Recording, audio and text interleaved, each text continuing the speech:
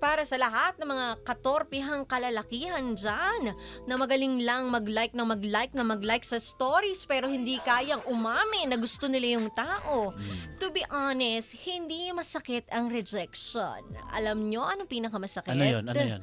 Yung habang buhay mo iniisip yung salitang, paano kaya kung sinubukan ko? Yung... Ito, technique bibigay ko sa inyo. Ano kaya Tandaan technique nyo yung tinatawag na 50-70 rule. 50-70 rule? Yes. Ano yun? 50? Siyempre, 50% maintain eye contact, Eye contact. while nakikipag-usap kayo dun sa taong gusto ninyo. Aba? Then 70% tumitig ka, tumingin ka habang nakikinig ka.